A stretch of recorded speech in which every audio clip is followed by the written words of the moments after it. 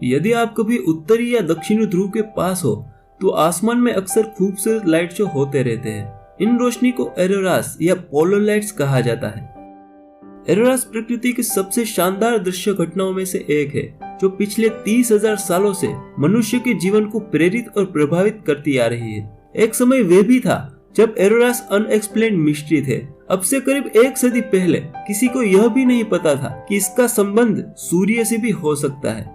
तो आज हम एरोरास के बारे में कई प्रश्नों की चर्चा करेंगे, जैसे कि एरोरास को पूरे मानव इतिहास में कैसे देखा गया, एरोरास कैसे उत्पन्न होते हैं और उनके रंग अलग अलग कैसे दिखते हैं, एरोरास कहां और किस देशों से दिखाई देते हैं, और क्या पृथ्वी के अलावा भी अन्य ग्रहों पर एरोरास दिखाई देते हैं।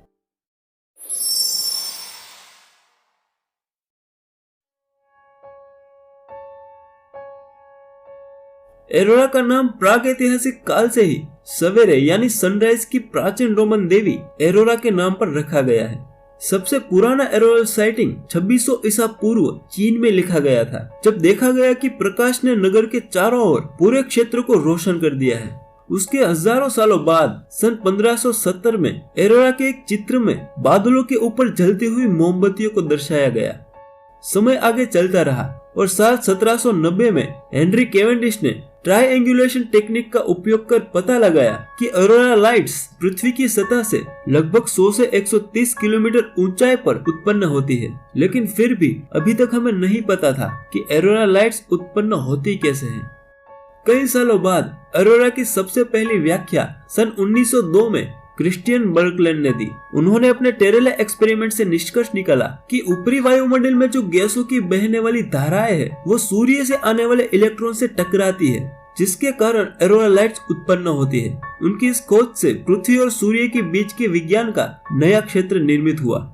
अब प्रश्न यह आता है कि आकाश में ये झिलमिलाती रंगीन लाल नीली पीली हरी लाइट्स आखिर बनती कैसे है। तो इसे शुरुआत से समझ लेते हैं। ऑरोरा बनने का मुख्य कारण हमारा सूर्य है। सूर्य में गर्मी और प्रकाश के अलावा भी लगातार सोलर फ्लैट्स और सोलर वाइंड चलते रहते हैं। कभी कभी सूर्य की सतह पर शक्तिशाली विस्फोट होता है, जिसमें अरबों टन सुपर हीटेड प्लाज्मा और इलेक्ट्रिफाइड चार्ज पार्टिकल जैसे इलेक्ट्रॉन और प्रोटॉन का एक विशाल बादल सूर्य से बाहर धकेला जाता है। इस बादल को कोरोनल मास इजेक्शन या सोलर स्टॉर्म कहा जाता है। यह सोलर स्टॉर्म हमारी पृथ्वी की ओर बढ़ता है और जब एक सोलर स्टॉर्म पृथ्वी से टकराता है तो पृथ्वी का वायुमंडल उड़ जाना चाहिए और सारा जीवन भी नष्ट हो जाना चाहिए। लेकिन वास्तव में ऐसा होता नहीं है, क्योंकि जैसे ही सोलर स्टॉर्म या सोलर वाइंड पृथ्वी के पास पहुंचती है तो यह पृथ्वी के सुरक्षात्मक चुंबकीय क्षेत्र से टकराती है, जो हमें अधिकांश सुपरहीटेड प्लाज्मा और चार्ज पार्टिकल से बचाता है। यह चुंबकीय क्षेत्र पृथ्वी की कोर में पिघले हुए आयरन की गति से उत्पन्न होता है। लेकिन इतनी शक्तिशाली चुंबकीय क्षेत्र होने के बावजूद भी कुछ चार्ज पार्टिकल उत्तरी और दक्षिणी ध्रुव पर चुंबकीय क्षेत्र रेखाओं के साथ पृथ्वी के वायुमंडल में प्रवेश कर जाते हैं। जब यह चार्ज पार्टिकल पृथ्वी के वायुमंडल में प्रवेश करते हैं तब वे ऑक्सीजन और नाइट्रोजन के परमाणु से टकराते हैं और इन टक्करों के दौरान चार्ज पार्टिकल अपनी एनर्जी उन परमाणु में रहे इलेक्ट्रॉन को ट्रांसफर करते हैं। उनसे निकलने वाला रंगीन प्रकाश ध्रुवों के चारों ओर बिखर जाता है, जिसे ऑरोरा लाइट्स कहा जाता है। अब मन में यह प्रश्न आता है कि ऑरोरा के रंग अलग अलग कैसे होते हैं। तो जब कोई चार्ज पार्टिकल वायुमंडल में ऊंचाई पर स्थित ऑक्सीजन के परमाणु के साथ टकराता है तो वह परमाणु लाल रंग की रोशनी पैदा करता है। लेकिन जब यह चार्ज पार्टिकल कम ऊंचाई पर स्थित ऑक्सीजन के परमाणु के साथ टकराता है तो वह परमाणु हरे पीले रंग की रोशनी पैदा करता है। ध्रुवों पर ज्यादातर यही रोशनी दिखाई देती है। और अगर चार्ज पार्टिकल जो नाइट्रोजन के परमाणु के साथ टकराता है तो वह परमाणु नीले, बैंगनी या गहरे लाल रंग की चमक पैदा करता है।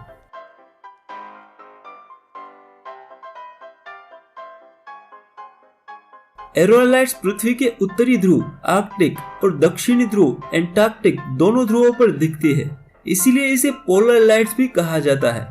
यदि आप उत्तरी ध्रुव यानी नॉर्थ पोल के पास है तो इसे ऑरोरा बोरियलिस या नॉर्दर्न लाइट्स कहा जाता है, और यदि आप दक्षिणी ध्रुव यानी साउथ पोल के पास हो तो इसे ऑरोरा ऑस्ट्रेलिस या साउदर्न लाइट्स कहा जाता है।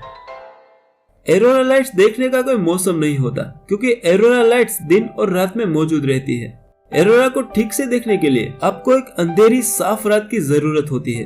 अब बात करें ऑरोरा देखने के लिए सबसे अच्छे स्थान की, तो नॉर्दर्न लाइट्स से ऑरोरा बोरियलिस देखने के लिए दुनिया में सबसे अच्छे स्थान आर्कटिक सर्कल के करीब है, जिनमें Alaska, Canada, Iceland, Greenland, Norway, Sweden और फिनलैंड जैसे देश शामिल है।